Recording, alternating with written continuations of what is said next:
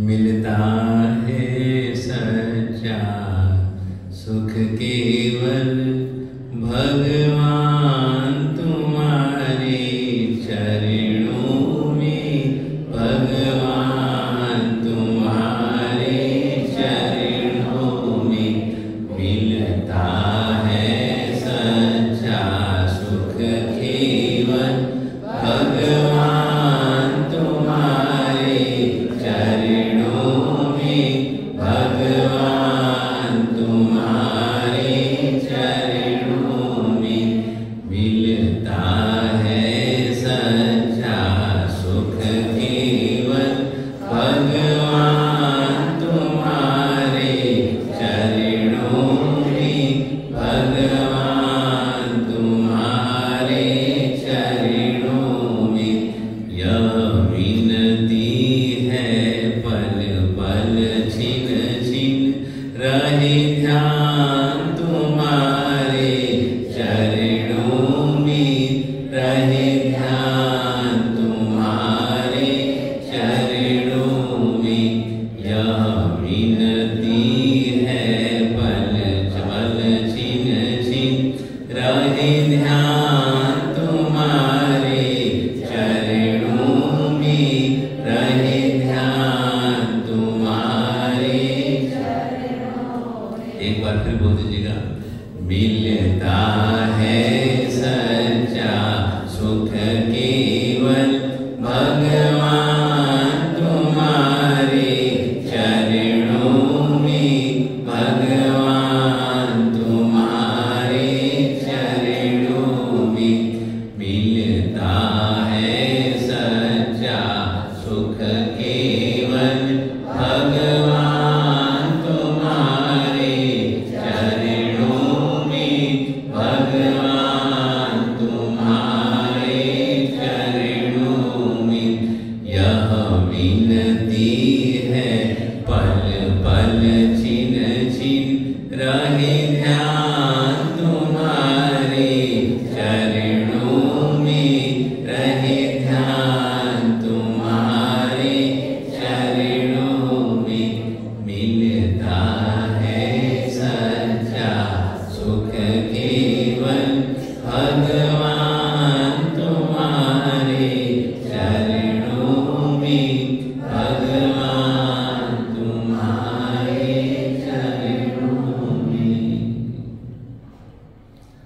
सभी आराधक यात्रीगण सभी सुख साधना में है।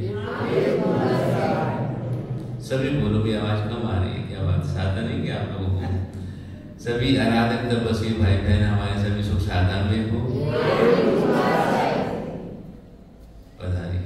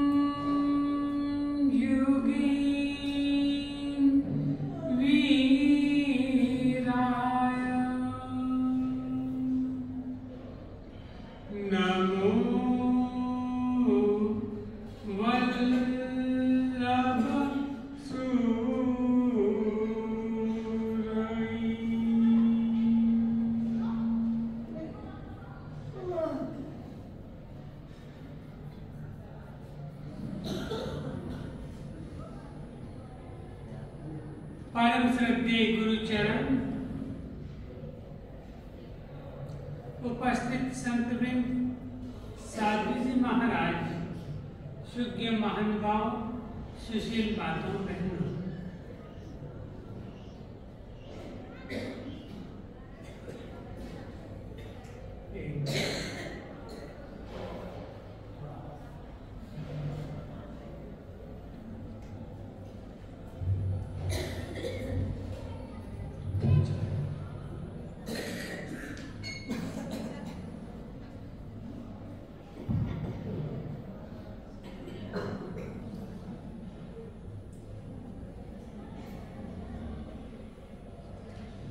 कल हम प्रवचन माला के अंदर सम्यक श्रद्धा की बात कर रहे थे कि हमारे अंदर सम्यक्त्व कहाँ पर है और हम अपने जीवन में सम्यक्त्व कैसे प्राप्त कर सकते हैं। सम्यक दर्शन के अंदर अरिहंतो महादेव, हमने कल अरिहंत परमात्मा के प्रति विचार रखे थे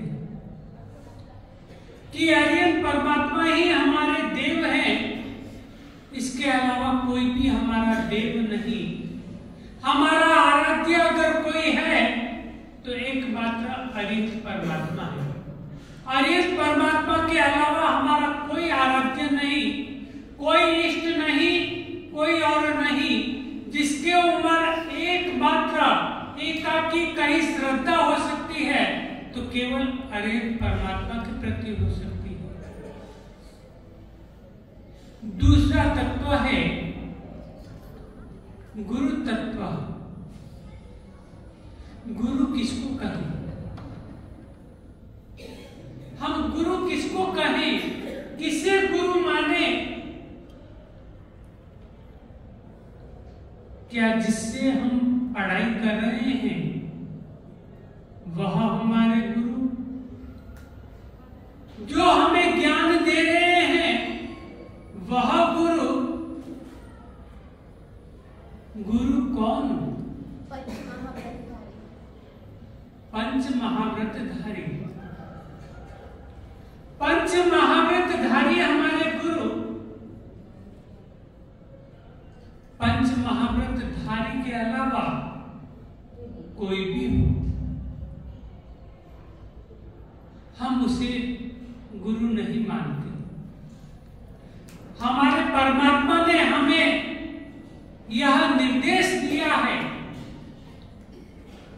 यह मार्ग दिखाया है कि अगर हमारे गुरु हो सकते हैं तो वह पंच महाव्रतधारी ही हो सकते हैं। लेकिन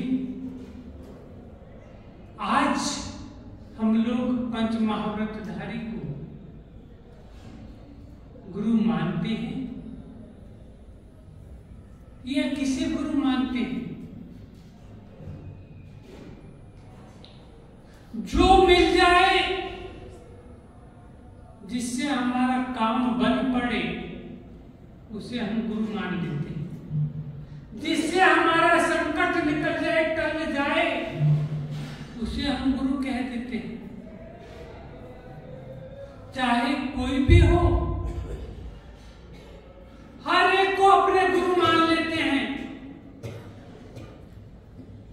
जो हमें कह दे कि तेरा ये काम इस तरह से बन जाएगा, वो इनके कहने से मेरा काम बन गया, इनका नाम जपने से मेरा काम हो गया, इसलिए ये ही मेरे गुरु हैं। क्या वे ही गुरु है? अरिहंत परमात्मा ने, तीर्थंकर परमात्मा ने, महापुरुषों ने हमें अपने जीवन में किसी को गुरु बनाने के लिए कहा तो केवल पंच महाव्रतधारी को। ये नहीं कहा कि वल्लभ सूरी के साधु है वे ही गुरु है, या रामचंद्र सूरी के साधु है वे ही भुवन भानुसूरी के साधु है वे ही गुरु है? कोई ऐसा नहीं है। जो पंच महाव्रत को धारण करता है वे हमारे गुरु है। किसी एक के प्रति हमें यह नहीं कहा कि यही हमारे गुरु है, नहीं। हाँ, किसी एक को माने,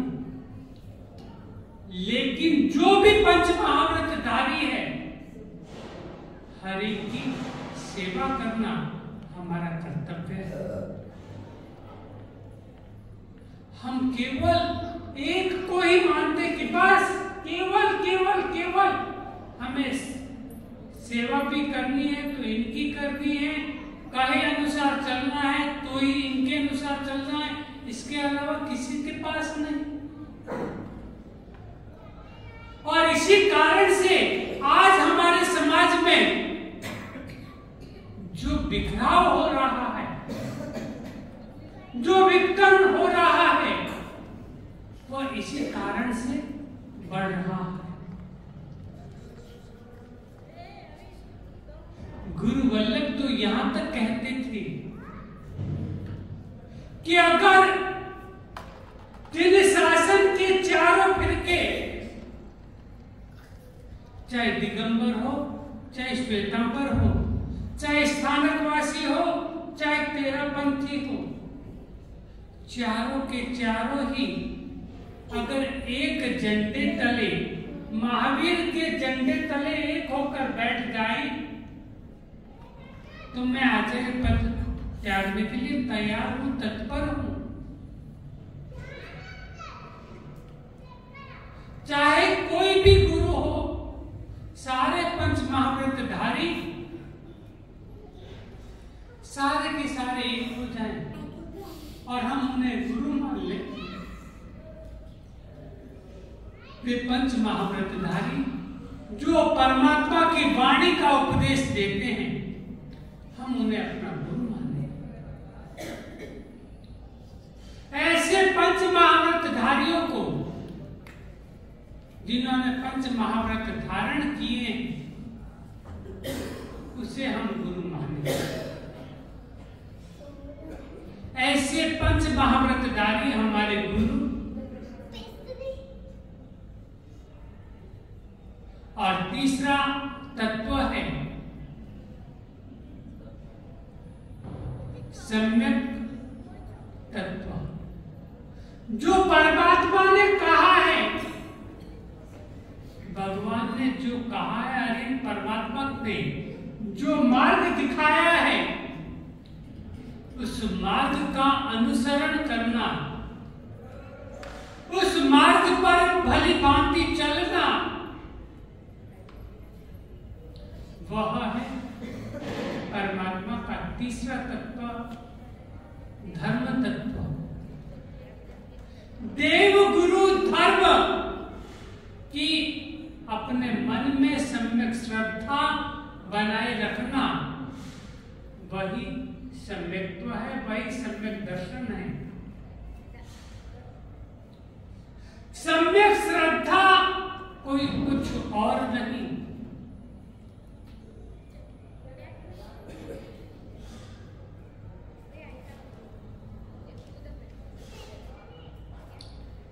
एक बार एक ससुर जी ने अपने होने वाले दूल्हे से पूछा, जवाई से पूछा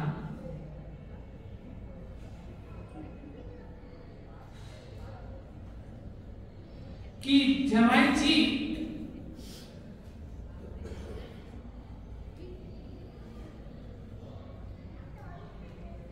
अपने शादी का दिन कौन सा निकालना है, शादी का दिन कौन सा होना चाहिए? तब जमाई ने कहा,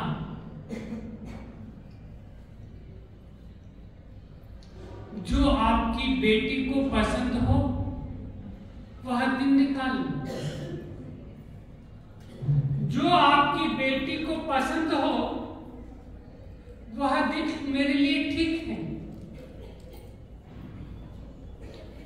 फिर ससुर जी ने पूछा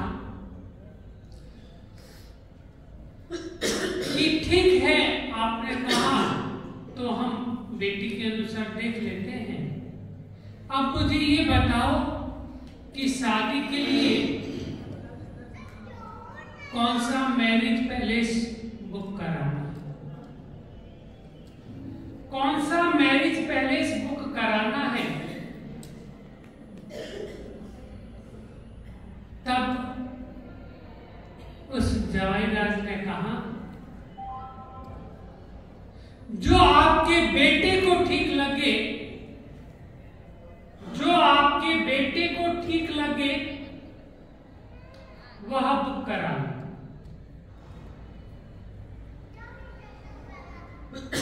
ससुर जी ने कहा, ठीक है, आपने कहा शादी की तारीख बेटी के अनुसार, मैरिज पैलेस बेटे के अनुसार, फिर क्या पूछते हैं और? आपको पता होगा ना और कौन सा स्थान चाहिए? मेनू।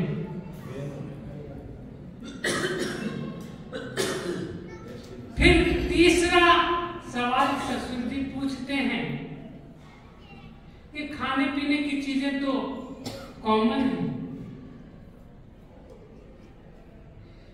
यह तीसरा सवाल पूछते हैं कि आपको कौन सा स्थान पसंद है, आपको कौन सा शहर पसंद है,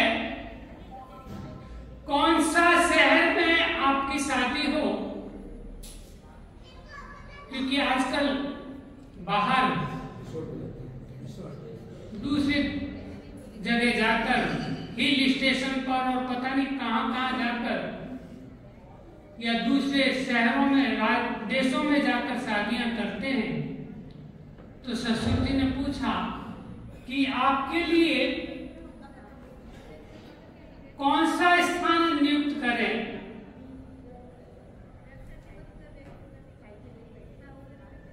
तब कहा कि जो आपको ठीक लगे वह स्थान नियुक्त कर दें,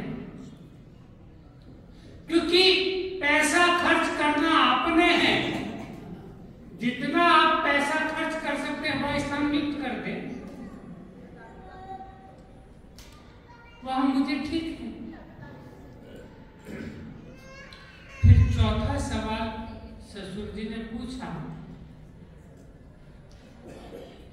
किस विधि से शादी करें, किस विधि से शादी करें। तब जवाईराज ने कहा, जो बेटी की मां को पसंद हो उस विधि से शादी करें। आपकी बेटी की मां को जो पसंद हो उस विधि से शादी करें।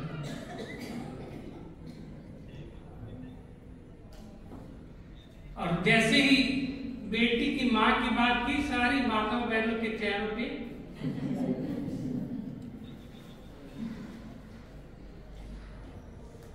तो बेटी की मां को जो पसंद हो उस विधि से शादी करें।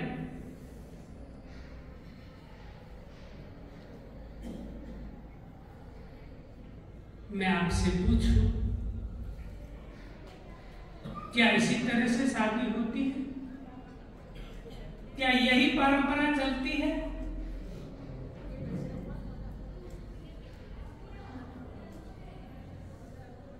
ससुर कौन है?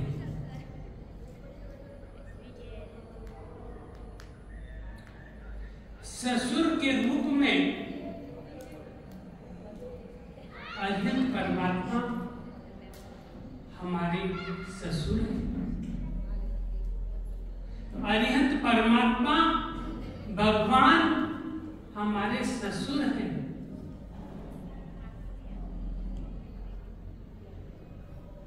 और बेटी कौन है?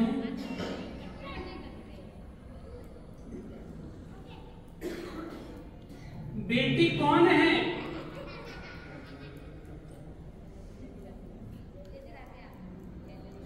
अरविंद परमात्मा को अपने ससुर बनाया,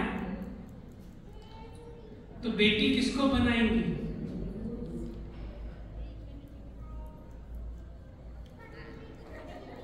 बेटी किसको बनाए? तो बेटी के रूप में सम्यक श्रद्धा बेटी है। सम्यक श्रद्धा बेटी है।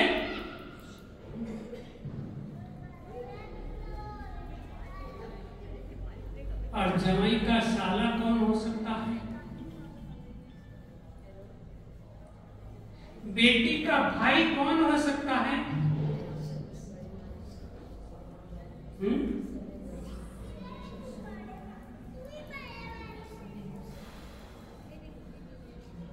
बेटी का साला कौन हो सकता है?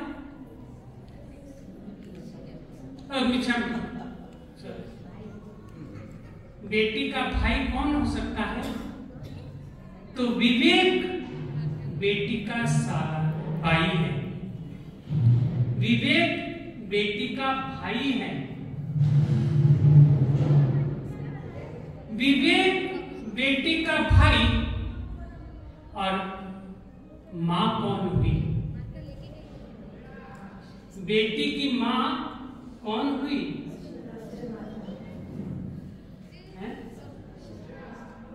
बोलो बोलो, क्या?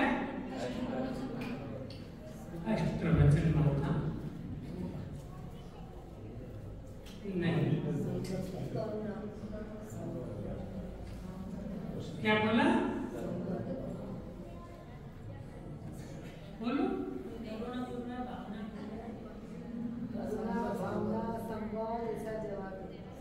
करुणा भी, भावना भी, संवर भी, और 4 नाम आए। अष्टप्रवचन माता, करुणा, भावना, संवर, और भी है कोई?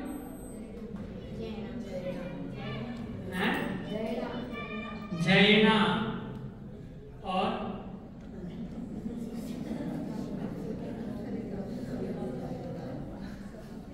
पांच माताएं बताई आपने। माता नहीं हो सकती, संवर भी माता नहीं है।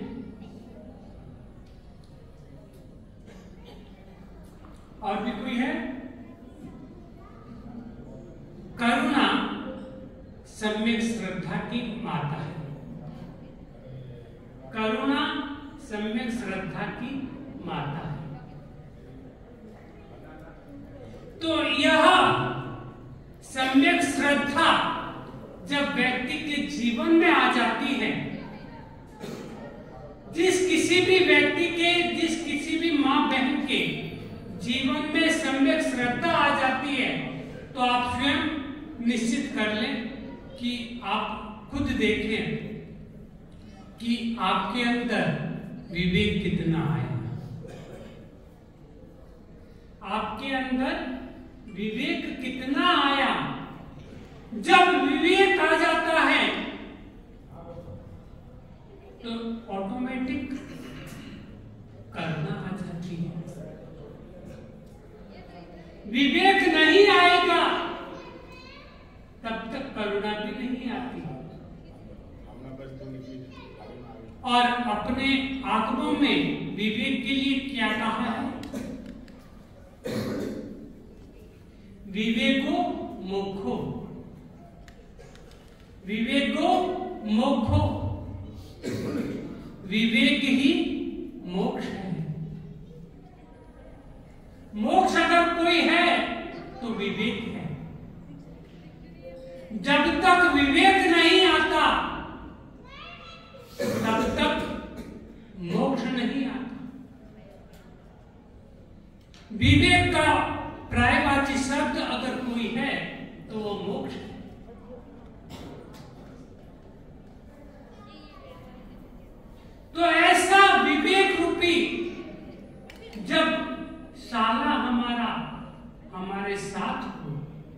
तो हर तरह के रास्ते बड़े सुगम बन जाते हैं। हमें हर कार्य में विवेक रखना चाहिए। हर प्रकार का कोई भी कार्य करें, विवेकपूर्ण कार्य करेंगे तो हमारा कार्य सहजतया संपादित हो जाता है। तो ऐसा विवेको मोक्षो, यह सम्यक श्रद्धा का भाई विवेक। तो हमने सम्यक श्रद्धा के साथ किस किसको जोड़ा? सम्यक श्रद्धा के पिता कौन? अरिहंत परमात्मा सम्यक श्रद्धा के पिता हैं। सम्यक श्रद्धा का भाई कौन? विवेक सम्यक श्रद्धा का भाई। और जब विवेक आता है तो सम्यक श्रद्धा की मां करुणा अपने आप आ जाती है। अब आप स्वयं निश्चित करें कि आपके जीवन में सम्यक श्रद्धा कितनी है। किसी और को कुछ बताने की जरूरत नहीं है कि सम्यक श्रद्धा हमारे जीवन में है या नहीं है। यह तराजू आपके पास है। सम्यक श्रद्धा रूपी तराजू आपके पास में है। और जब सम्यक श्रद्धा रूपी तराजू का एक पलड़ा कौन होता है? अरिहंत परमात्मा। दूसरा पलड़ा होता है करुणा। और सम्यक श्रद्धा के ये दो पलड़े और उसका जो तोलने का बाट होता है वह कौन हुआ? विवेक। जब यह पूरा तराजू हमारे साथ हो तो हम अपने आप को सम्यक श्रद्धावान है या नहीं है हम खुद निर्धारित कर लेंगे कि हम हमारे जीवन में सम्यक श्रद्धा कितनी है। तो ऐसी सम्यक श्रद्धा हम अपने जीवन में कैसे ला पाए? उनको लाने के लिए ही हम जितने भी अनुष्ठान करते हैं, जब तप आराधना साधना करते हैं, वह सम्यक श्रद्धा हमारी मजबूत करने के लिए करते हैं। आज आप लोग नवाणु कर रहे हैं। नवाणु करते हुए भी आपके जीवन में यह आप खुद निर्धारित करें कि जो मैं नवाणु कर रहा हूं, आयोजक परिवार, लाभार्थी परिवार, हमारा संघवी परिवार, साकरिया परिवार के श्रीमान शांतिलाल जी, भैया राजू भैया, हर तरह की सारी व्यवस्था आपकी करवा रहे हैं। ये तो हर तरह की आपको सुख सुविधाएं दे रहे हैं, लेकिन आप उन सुख सुविधाओं को प्राप्त करके आप स्वयं निर्धारित करें कि इन्होंने हमें इतना सब कुछ दिया, हर तरह की हमारे लिए हर तरह के साधन सुविधाएं जुटा रहे हैं। हम कहां पर हैं? क्या हम सही मायने में पूर्णतया निष्ठावान होकर, श्रद्धावान बनकर हम नवाणु के प्रत्येक कार्यकलाप, जो जो नवाणु के कर्तव्य है, क्या हम कर रहे हैं या नहीं कर रहे हैं? वे अपना कर्तव्य निभा रहे हैं, क्या हम प्रत्युत्तर में उन कर्तव्यों का पारिश्रमिक दे रहे हैं या नहीं दे रहे हैं? यह हमें खुद को निर्धारित करना। बार बार आपको कहना न पड़े कि ये कार्य करने के लिए आप आए। यह हमारा खुद का कर्तव्य बनता है।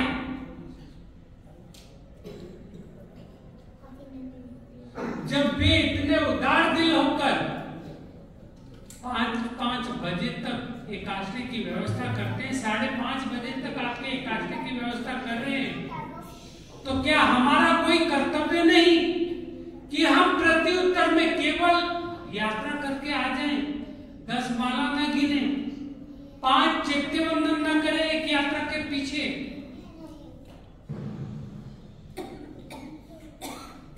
प्रतिक्रमण न करें?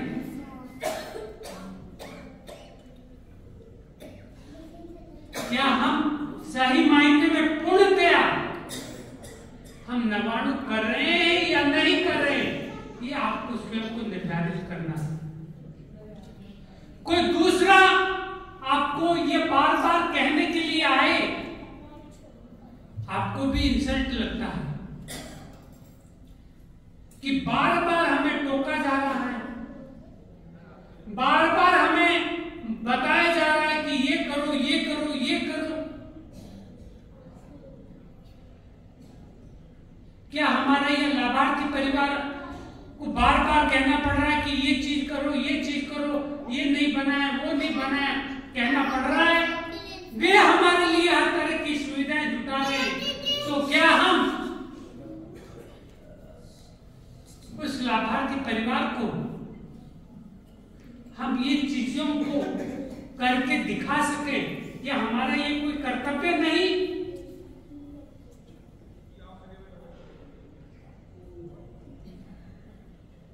हम अवश्य में अपना मन का आईना खोलकर स्वयं देखें कि हम कितने उत्तीर्ण हैं या नहीं हैं। अवश्य में आप स्वयं समझ सकेंगे कि हाँ, हम जो कार्य कर रहे हैं हम पूर्णतया उत्तीर्ण हैं या नहीं हैं। यह स्वयं कोई कहे कि मैं बाबू के तेरा की 7 यात्रा करके आ गया छठ करके, यह नहीं है। जहां भगवान जिस रास्ते से जाकर नवाणु पूर्व बार की, हमें तो केवल नवाणु बार ही करना है, पूर्व बार तो कहा ही नहीं जा रहा।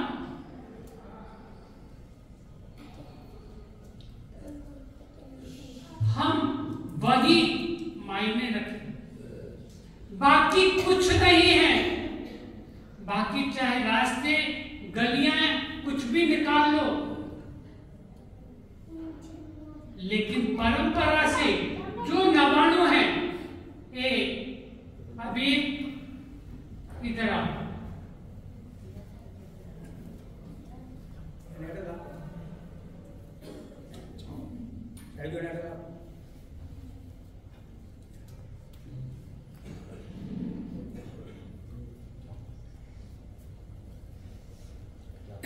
तो ऐसा मेरा आप लोगों से निवेदन है कि हम खुद स्वयं का परीक्षण करें कि हम अपने परीक्षा में जो हमारा पाठ्यक्रम है, वह पाठ्यक्रम आप लोगों को आता है। उस पाठ्यक्रम की परीक्षा आप लोग कैसे दे रहे हैं, उसकी तैयारी क्या कर रहे हैं, वह स्वयं देख लें, परीक्षण कर लें, और फिर परीक्षा देंगे तो आप 100% उत्तीर्ण ही नहीं, फर्स्ट पोजीशन आप प्राप्त कर सकते हैं। कोई दूसरा निर्धारित करे वह नहीं। आज छोटे छोटे बच्चे, छोटे छोटे युवा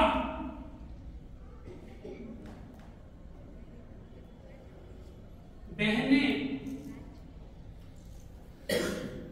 किसी की 115 यात्रा हो गई, किसी की 118 हो गई, किस तरह से वे तत्पर है।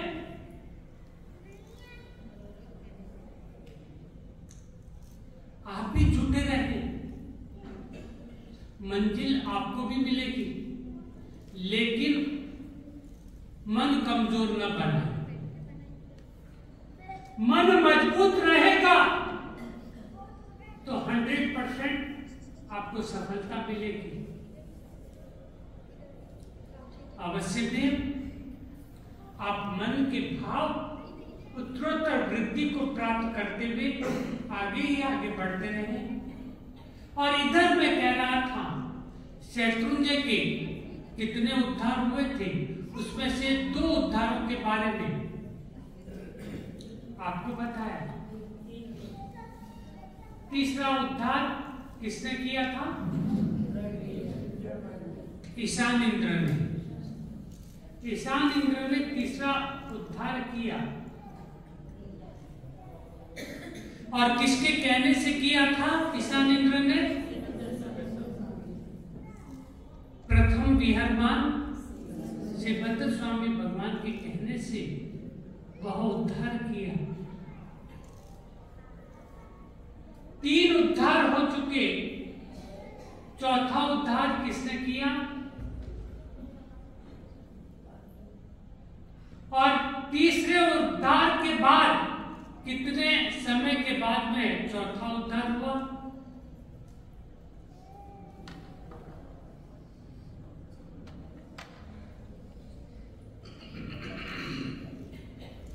चौथा उद्धार किसने किया?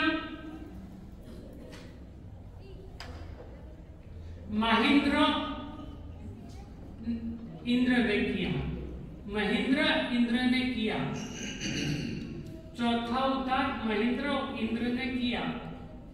देवलोक में महेंद्र इंद्र है, उसने चौथा उद्धार किया।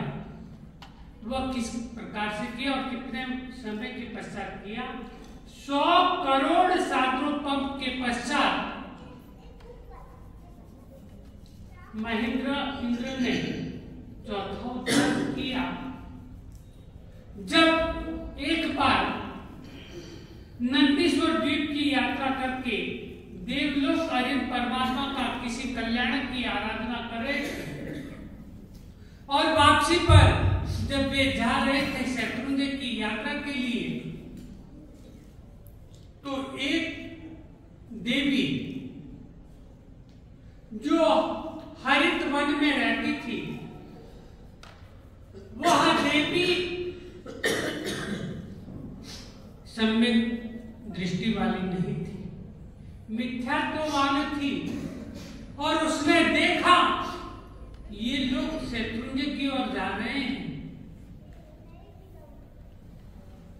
तो उस देवी ने शत्रुंजय पर न जाने के लिए रास्ते में उनके लिए कई अवरोध पैदा किए, लेकिन वे सभी के सभी देव हर अवरोध को पार करते हुए आगे ही आगे बढ़ते जा रहे थे। लेकिन वह देवी भी कोई कच्ची नहीं थी। वह हर अवरोध के बाद हटने के बाद दूसरा अवरोध पैदा कर रही थी। इस तरह से अवरोध पैदा करते करते जब वे देव अपने आप को संतुष्ट नहीं पा रहे थे, तो उन्होंने महेंद्र देव को याद किया। महेंद्र देव वहां प्रकट हुए।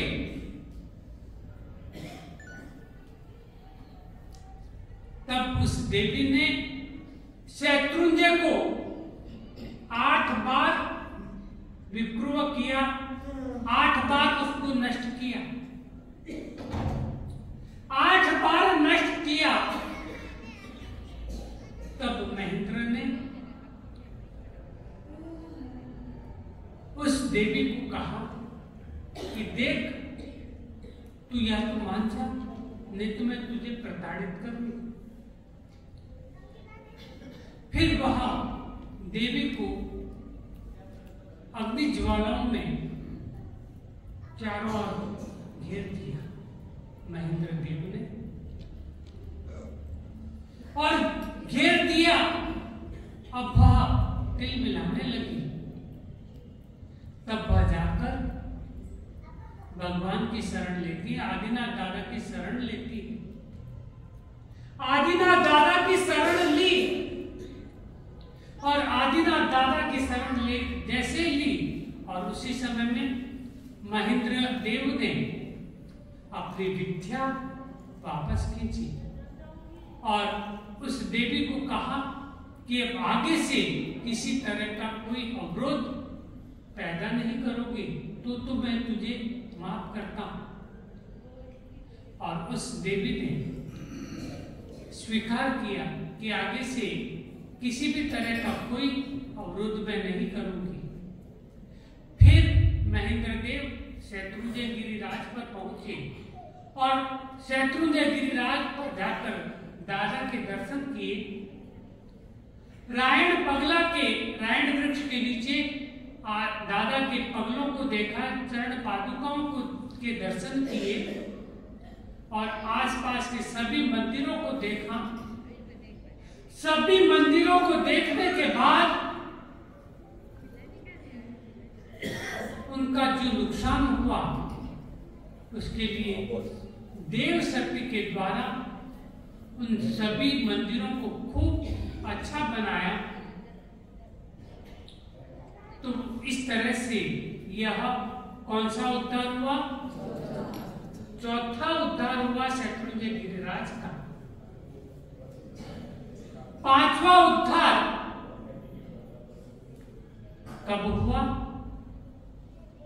किसने किया? पांचवा उद्धार ब्रह्मेंद्र देव ने किया। पांचवा उद्धार ब्रह्मेंद्र देव ने किया और वह उद्धार भी ब्रह्मेंद्र एक बार शत्रुंजय गिरिराज की यात्रा पर गए हुए थे और वहां पर मंदिरों को देखा कि कुछ काफी समय हो गया, नुकसान हो रहा है, तो वह देव शक्ति के द्वारा वह सभी मंदिरों को पुनः निर्माण करवाया। तो इस तरह से वह पांचवा उद्धार। और छठा उद्धार चमरेंद्र देव ने किया। छठा उद्धार चमरेंद्र देव ने किया और चमरेंद्र देव को दो विद्याधर मुनि ने आकर कहा, दो विद्याधर मुनि ने आकर कहा कि आप शत्रुंजय गिरिराज की यात्रा करो और उन मंदिरों का निर्माण हुए काफी वर्ष बीत गए, उनका पुनः निर्माण करें। और विद्याधर मुनि के कहे अनुसार फिर वे शत्रुंजय गिरिराज पर जाते हैं और शत्रुंजय गिरिराज पर जाकर चमरेंद्र देव ने सभी मंदिरों का निर्माण कार्य करवाया। तो इस तरह से ये छठा उद्धार हुआ। ये 6 के 6 उद्धार कौन से भगवान के शासन काल में हुए?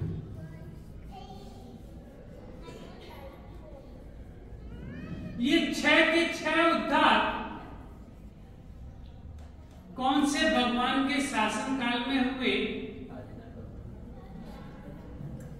ये सारे के सारे 6 उद्धार प्रथम तीर्थपति श्री ऋषभदेव भगवान के शासन काल में ये 6 के 6 उद्धार हुए। 7वां उद्धार कौन से भगवान के शासन काल में हुए और किसने करवाया? यह जानने के लिए हम अगले एपिसोड में मिलेंगे।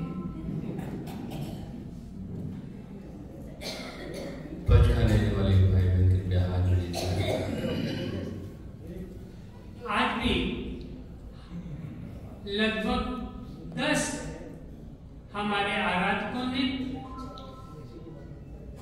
और जिसमें एक छोटी बच्ची 10 साल की बच्ची आज साथ यात्रा करके यहाँ पर छठ की तपस्या करके 24 छठ की तपस्या करके साथ यात्रा करके हमारे इस नवानु में आराधक के रूप में आराधिका के रूप में बने। छोटे छोटे 2 युवक भी थे, उन्होंने भी आज साथ यात्रा की। इस तरह से 10 जनों ने आज अपने एक बच्चे ने तो पहले छठ किया था लेकिन भूल से पानी पी लिया था, वो नहीं गिना गया तो उसने दोबारा आज किया। अच्छा, वो पहले भी उसने छठ किया लेकिन उसने भूल से उसको ख्याल नहीं रहा और पानी पी लिया, तो उसने दोबारा छठ करके साथ यात्रा। पहले भी उसने छठ करके साथ यात्रा की लेकिन पानी पिया हुआ था, इसलिए उसको माना नहीं गया, तो इसने दोबारा 24 छठ करके साथ यात्रा की। ऐसे सभी हमारे जितने भी आराधक थे छठ करके साथ यात्रा करने वालों की हम हृदय से उनकी अनुमोदना करते हैं। अनुमोदना